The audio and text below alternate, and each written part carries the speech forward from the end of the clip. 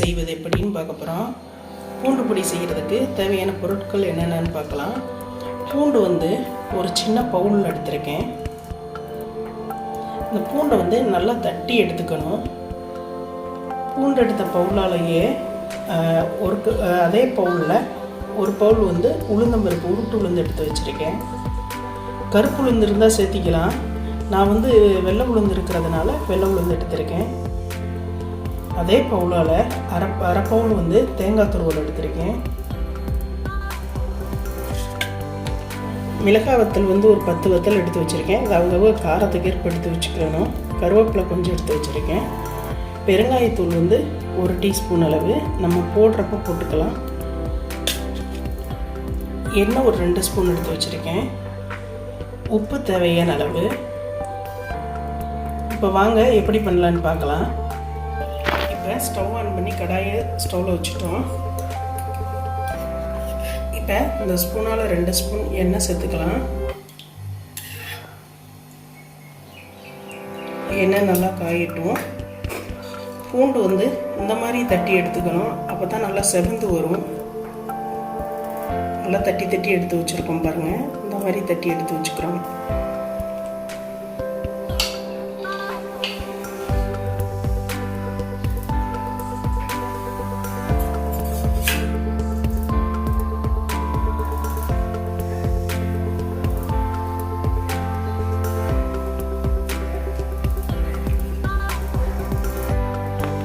எண்ணெய் காஞ்சிருச்சு. இப்போ பூண்டை சேர்த்துக்கலாம். பூண்டு நல்லா செவந்து வரணும். கருகி இருக்கக்கூடாது. கருகி கசப்பாக இருக்கும். செவந்து வர அளவுக்கு நல்லா வறுத்து வரணும்.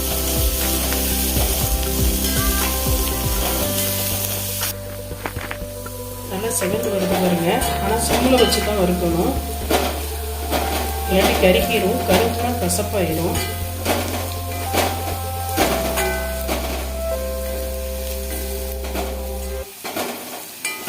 இந்தளவுக்கு வரணும். நல்லா செவந்து வந்துருச்சு. இப்போ இதை நம்ம தனியாக எடுத்து வச்சுக்கலாம்.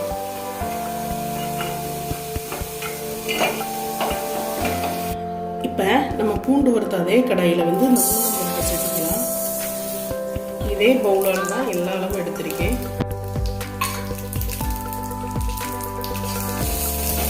நல்லா செவக்க வறுத்துக்கணும்.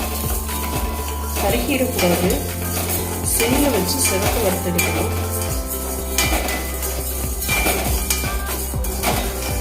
வாசனைன்ற அளவுக்கு வறுக்கணும். உளுந்தோட வாசம் வரணும். உளுந்துல நமக்கு ஃபைபர் சத்து, கால்சியம் எல்லாம் நிறைய இருக்குது. சத்துக்கள் நிறைய இருக்குது.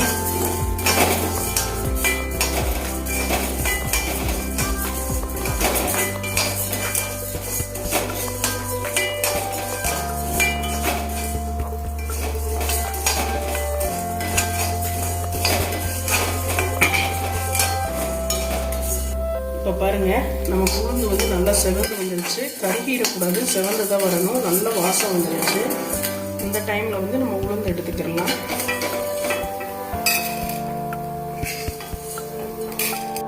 அடுத்ததாக அரை கப் அளவு தேங்காய் எடுத்து வச்சுருக்கோம். அரை பவுல் அளவு அதை போட்டுக்கலாம். சிம்மில் வச்சே வறுக்கணும். நல்லா சிம்மில் வச்சுக்கணும்.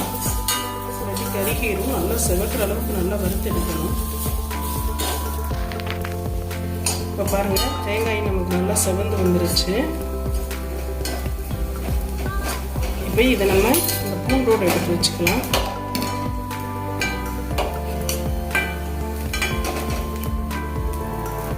நம்ம எடுத்து வச்சிருக்கிற மிளகா வத்தல் எடுத்துக்கலாம். சிம்மிலேயே வச்சு தான் வைக்கணும். இல்லாட்டி கருகிற போது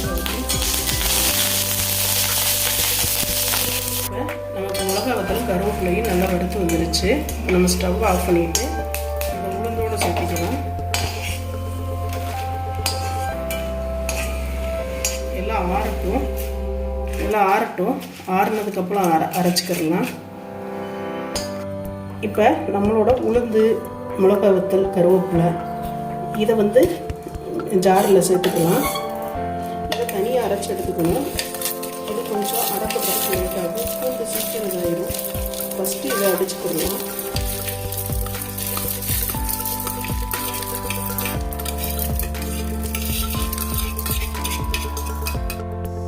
போட்டாச்சு. இப்போ இதை போய் அடிச்சுக்கலாம். இப்போ அதை வந்து நல்லா அரைச்சிட்டு வந்துட்டோம். குறைன்னு தான் இருக்கணும், ரொம்ப நைஸாக அரைச்சிடக்கூடாது.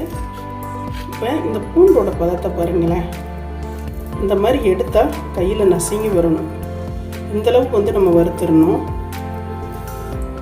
இந்த மாதிரி வறுத்தெடுக்கணும். இப்படி வரணும். இப்போ பூண்டும் தேங்காயும் சேர்த்துக்கிடலாம்.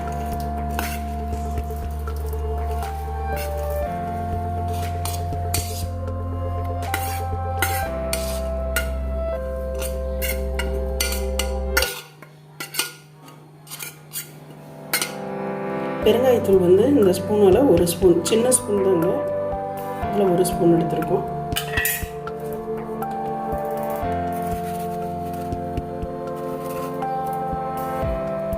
உப்பு தேவையான அளவு எடுத்துக்கலாம். இப்போ இதையும் போய் நல்லா குறைப்பாக அரைச்சிக்கலாம். இப்போ நம்ம குறைப்பாக நல்லா அரைச்சிட்டோம் பாருங்கள். இந்த மாதிரி ரொம்ப நைஸ் அரைச்சிக்கிடக்கூடாது. அரைச்சிட்டோம். பூண்டு பொடி இப்போ நமக்கு ரெடி ஆயிடுச்சுங்க. இப்போ பவுலில் மாற்றிக்கலாம்.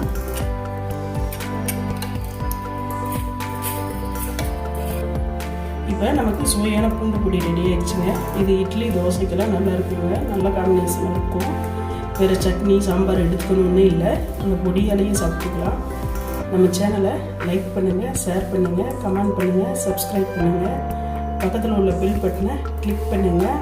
ஆல்ன்ற பட்டனை கிளிக் பண்ணிங்கன்னா நம்ம போடுற ஒவ்வொரு வீடியோவும் உங்களுக்கு அப்லோட் ஆகும். தேங்க்யூ.